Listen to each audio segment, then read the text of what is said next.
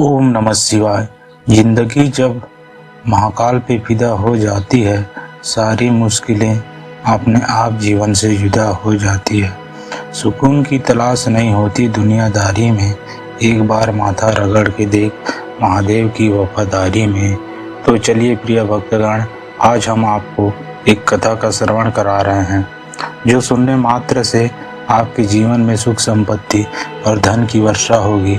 तो चलिए कथा प्रारंभ करते हैं। अगर आप यह कहानी सुन रहे हैं तो पूरा सुनिए। इस कथा को आधा अधूरा छोड़कर जाने की गलती मत करिएगा, क्योंकि इस पवित्र कथा को पूरा सुनने से मन चाह फल की प्राप्ति होगी। इसलिए इस कथा को पूरा सुने। आप शिव भक्त हैं तो भोलेनाथ का अनादर ना करें। भगवान शिव माता पार्वती से कहते हैं, तनाव मुक्त जीवन के लिए खुशी का मंत्र कौन सा है? तब माता पार्वती कहती है, हे प्राणनाथ, आपके सिवा कौन जान सकता है? इसलिए आप पहेलियां मत बुझाइए, कृपया मुझे विस्तार से बताएं। तब भगवान शिव कहते हैं कि हे देवी, इस कहानी को ध्यान से सुने। एक बार आकाश एयरपोर्ट से बाहर निकला और कैब का इंतजार करने लगा। वह कैब पहले ही बुक कर चुका था। वह सोच रहा था कि कैब सही समय पर आ जाए और सही समय पर उसे पहुंचा दे। कुछ ही देर में एक शानदार चमचमाती हुई कार उसके पास आकर रुकी, जिसे देख आकाश एक पल को चौंका कि क्या ये उसके द्वारा बुक की गई है कैब ही है। उसका अंदाजा सही था, वे वही कैब थे। कार से एक ड्राइवर बाहर आया और उसने आकाश के लिए कार के पीछे का दरवाजा खोला। आकाश के बैठते ही उसने कागज का एक पन्ना उसे पकड़ा दिया और बोला, सर, इस कागज पर हमारा मिशन स्टेटमेंट लिखा हुआ है। आप आराम से बैठकर इसे पढ़ लीजिए, तब तक मैं आपका सामान डिक्की में डाल देता हूँ। ओह, चौंकते हुए आकाश ने वहाँ मिशन स्टेटमेंट ले लिया और उसे पढ़ने लगा। उसमें लिखा हुआ था, हमारी कैब सर्विस में आपका स्वागत है। हम आपको आपके डेस्टिनेशन तक रास्ते तक सुरक्षित तरीके से और जल्द से जल्द पहुंचाने की कोशिश करेंगे। आपको किसी प्रकार की दिक्कत का सामना नहीं करना पड़ेगा। आपकी यात्रा मंगलमय रहेगी। वहाँ मिशन स्टेटमेंट पढ़कर आकाश के चेहरे पर एक मुस्कुराहट छा गई। फिर उसने कार के भीतर एक नज़र डाली। कार साफ सुथरी थी। तब तक कैब ड्राइवर ड्राइविंग सीट पर बैठ चुका था।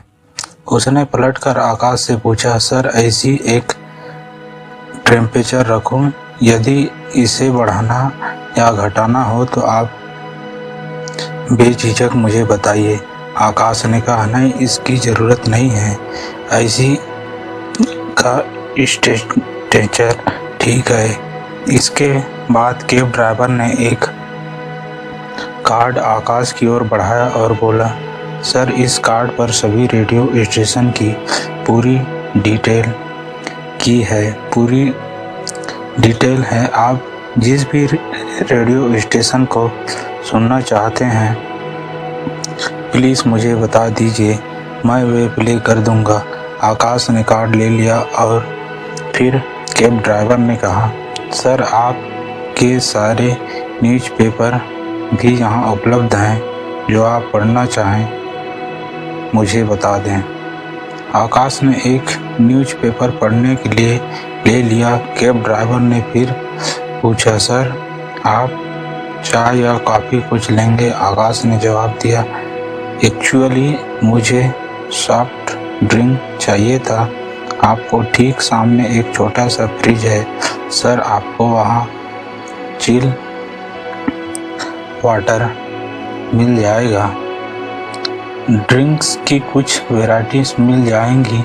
तो आज आप आइसक्रीम भी खा सकते हैं। आकाश कार में दी जा रही फैसिलिटी से हैरान था। वह इन्हीं सब के बारे में सोच रहा था कि कैब ड्राइवर फिर से बोला, सर आप इस शहर के बारे में कुछ पूछना चाहते हैं तो मैं आपको यहाँ के बारे में बता सकता हूँ। इस तरह आपको यहाँ की जानकारी भी हो जाएगी और रास्ता भी आसानी से कट जाएगा। आकाश ने शहर के बारे में तो नहीं पूछा, लेकिन एक सवाल जो बहुत देर से वह सोच रहा था वह पूछ लिया, भाई तुम मुझे ये बताओ कि क्या तुम हमेशा हर कस्टमर को इसी तरीके से ट्रीट करते हो, इसी तरीके से बात करते हो, उसे ये सारी फैसिलिटी देते हो?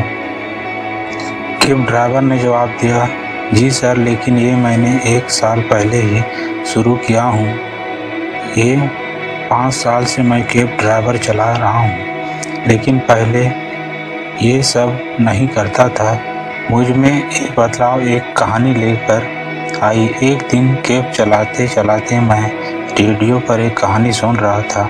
वे कहानी थी बाज और बतख की। उस कहानी में बताया गया था कि बतख कैसे काँव काँव करता हमेशा शिकायतें करती है, वही बाज हमेशा ऊपर आकाश में उड़ता रहता है। उस कहानी में ये बताया गया था कि यदि हमें कुछ अलग बनना है तो इस दुनिया से कुछ अलग करना होगा। बस ये कहानी मेरे दिमाग में घर कर गई। मैंने अपने सभी कैब ड्राइवर को देखा तो पाया कि जो काम मैं कर रहा हूँ वे सब भी वही कर रहे हैं।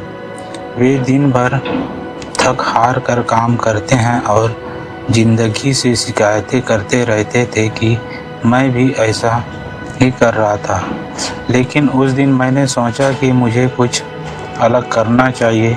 बस उस दिन से धीरे धीरे अपने कैब को बदलना शुरू किया।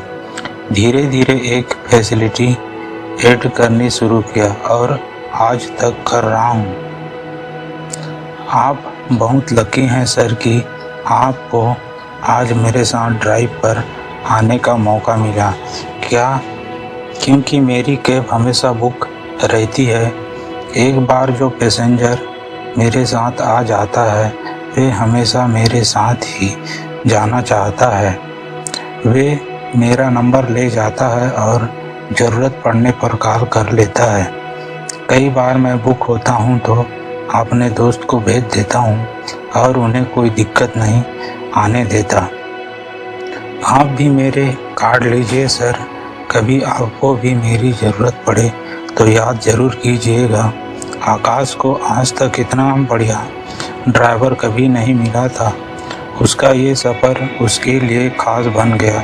ज़िंदगी में बतख की तरह शिकायत करना बंद करो, क्योंकि फिर ज़िंदगी बस शिकायत बनकर रह जाएगी। ज़िंदगी में बेमज़ा नहीं रह जाएगा। ज़िंदगी का मज़ा लेना है तो अपनी सोच ऊंची रखकर बाज की तरह आकाश में उड़ना होगा। सबसे हटकर दुनिया से कुछ अलग नाम और अलग मुकाम हासिल कर पाएंगे। बस ऐसा कुछ कर जाओ कि दूसरे आपको फॉलो करना चाहें और आपको जैसा बनना चाहें। यही तो है ज़िंदगी की उड़ान।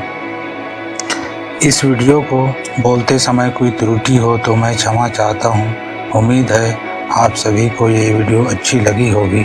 अगर आप शिव के सच्चे भक्त हैं तो चैनल को सब्सक्राइब और वीडियो को लाइक करके कमेंट में हर हर महादेव लिख दीजिए।